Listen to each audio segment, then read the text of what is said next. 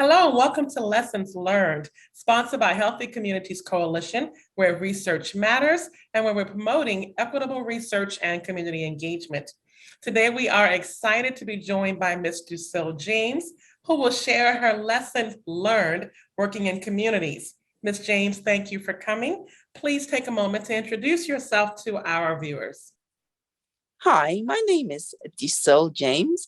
I'm a licensed social worker in Baltimore, Maryland. I am a community worker. I am a therapist. I am a crisis interventionist. And I also work on the community coalition. Thank you. I know that's a mouthful. I really do. I know you've been a case manager. You've done a lot as a board member of the Healthy Communities Coalition, and you have referred many of the youth you worked with in the foster care system to our program. So thank you so much. Actually, you were very instrumental in the inaugural back to school camp out we had. You remember we did that for 5 years, 5 years Yes, running in partnership with the Marines and with the Bel Air Edison Youth Council, where it was yeah. 24 hours of leadership initiatives and workshops and fun and karaoke and rain and mud and all kinds of good stuff for middle and high school youth. It was about what, between 50 and 60 of them there? Yes, there were so much, but you saw the excitement on the children's faces. They were just so happy. Absolutely. So let's jump right into what is your lesson learned that you want to either inform, inspire, motivate, or advise those who are coming into work in communities, or those who currently work in communities. Well, my lessons learned working in the community, I would say, is relationships matter.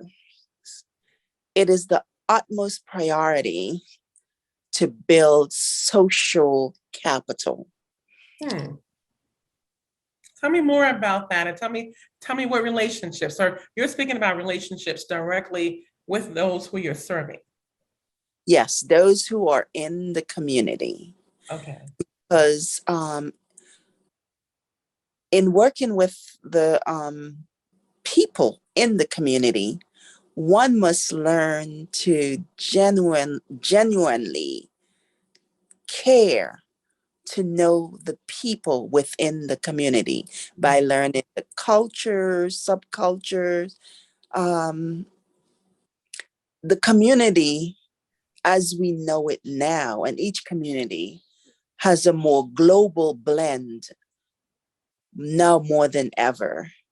So we could enter a community and it could be, it's so many different cultures. And if we don't know how each culture operates or what they see as important or things like that, we're not able to really do any work.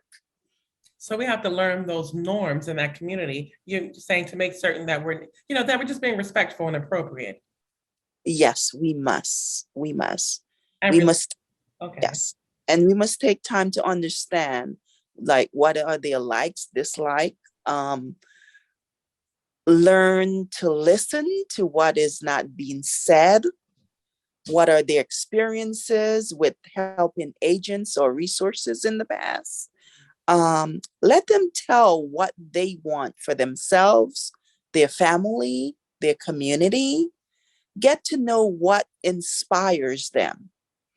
I always say, when you separate the person from the behavior or their current circumstances, Mhm. you get a more positive picture of that individual. Okay.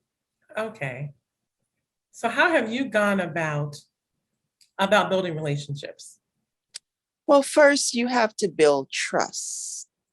You have to be constantly showing up and be present when you're there in the community. Mhm. Because so many we don't know their experiences Mhm. and why their reasons of distrust, and they will not let you in. Okay. When you can gain the trust gradually, Mhm. sometimes it's that one grandmother or that one person on the corner who will open the door for you to enter that community. Okay. Okay, that makes sense. When you were talking, I thought about, one way of building trust is to really to do what you say you're going to do. So if you say you're going to show up at a certain time, then it's important to keep your word because we're tested, basically. That is true. And if we're trying to help people, kind of overcome some things, then we have to prove that we are there and that we are trustworthy. Yes. And that's part of being reliable. Ah, okay, wow. Well, thank you so much for sharing your lesson. Would you like to add any other final thoughts? Well, finally, I always say don't go into a community as an expert, because the people living in that community are the expert of that community. So you have to go in with the spirit of learning. So, open spirit to learn about the people, the community, and what the needs are, and different things like that. I will also end with this. It's to see the good in people. So when you enter a community, just don't look at the negative. Just try to reach what is good Hmm. in each person that you encounter. I can remember an elder at the church said to me, and it's something I live by. It's like, allow the God in you to meet the God in that person or another person. Wow, that's good. Great. Well, thank you again. Thank you so much for being here. Thank you all for watching and joining us. We hope that you appreciate this lesson learned. Keep watching. If you have any suggestions for future topics, leave your comments below. Don't forget to subscribe. And until next time, keep doing, keep moving, and keep shaking things up in your communities. Peace. Working in community, no place I'd rather be. Working in community, lifting, loving, setting free. Don't know where.